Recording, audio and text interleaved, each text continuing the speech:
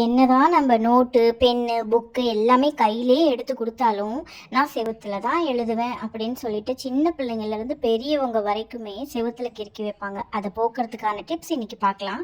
ஒரு கண்ணாடி பவுல் இல்லை ஏதாவது ஒரு பவுலில் லிக்விட் எடுத்துக்கோங்க. லிக்விட் வந்து நம்ம துணி தேய்க்கிற லிக்விடாக இருந்தாலும் பரவாயில்ல, பாத்திரம் தேய்க்கிற லிக்விடாக இருந்தாலும் பரவாயில்ல. இது சூப்பரான டிப்புங்க. கடகடன்னு வேலை செய்யுது.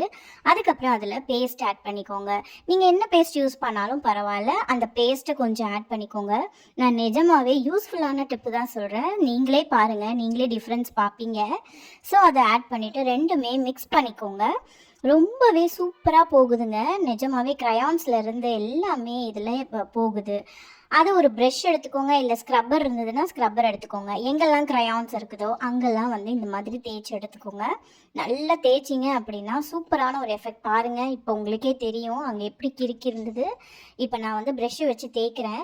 எவ்வளோ சூப்பராக போகுதுன்னு மட்டும் நீங்கள் பாருங்கள். இது வந்து பயங்கரமான எஃபெக்ட் கொடுக்குங்க. இன்னொரு டிப்பும் இருக்குது, அது வந்து அதை விட ரொம்ப எஃபெக்டிவாக இருக்குது. பாருங்கள், சூப்பராக போகுது. எவ்வளோ கிறுக்கியிருக்காங்க பார்த்தீங்களா? எங்கள் வீட்டில் சின்னவங்க மட்டும் இல்லைங்க, பெரியவங்க கூட கடகடன்னு ஏதாவது எழுதணும் அப்படின்னா செவுத்தை தான் யூஸ் பண்ணிக்கிறாங்க. ஆனால் இதெல்லாம் க்ளீன் பண்ணதுக்கப்புறமா யூஸ் பண்ணக்கூடாது அப்படின்னு சொல்லி நாங்கள் வச்சுருக்குறோம். இங்கே பாருங்கள், சூப்பராக போகுது. பார்த்தீங்களா? உங்களுக்கே டிஃப்ரென்ஸ் தெரியுது பாருங்கள். இப்போது ஒரு வெட் கிளாத், ஈர துணியை வச்சு நல்லா தொடச்சி எடுத்தீங்கன்னா சூப்பராக ஆயிடுச்சு. பார்த்துக்கலாம் செவுரு. இன்னொரு டிப் வந்து நம்ம கிச்சன் கிளீனர் இருக்குது இல்லையா, இல்லைன்னா லிக்விட் ஏதாவது நம்ம கிளாஸ் கிளீனர் இருக்கு இல்லையா, அந்த ஸ்ப்ரே எடுத்துக்கோங்க. அந்த ஸ்ப்ரே எடுத்து இப்போ பாருங்கள், இங்கே ஒரு க்ரையான்ஸ் இருக்குது. ஸோ அது மேலே அடிச்சுட்டு நான் வந்து ஸ்க்ரப் பண்ணுறேன். இதுக்கு வந்து நல்ல ஃபோர்ஸ் அழுத்தமாக பண்ணணும்னு அவசியம் இல்லை. நீங்கள் லேசாக ஸ்க்ரப் பண்ணாலே போகும். அவ்வளோ சூப்பராக அந்த க்ரையானோட அழுக்கு போயிருச்சு பாருங்கள். சூப்பராக இருக்குது. ஸோ இது வந்து ஒரு மெத்தடு, நல்லா ஃபாலோ பண்ணிக்கோங்க. ரொம்பவே சூப்பராக இருக்குங்க இந்த டிப்பு. நீங்களே யூஸ் பண்ணி பாருங்கள். பார்த்துட்டு எனக்கு கமெண்ட்டில் சொல்லுங்கள். இங்கே பாருங்கள், இதுக்குமே வந்து உங்களுக்கு நல்ல ஃபோர்ஸ் கொடுத்து தேய்க்கணுன்னே கிடையாது. லேசாக தேய்ச்சாலே போகுது. அப்புறமா ஒரு ஈர துணியை வச்சு வாஷ் பண்ணிங்க அப்படின்னா போயிடுது பாருங்கள்.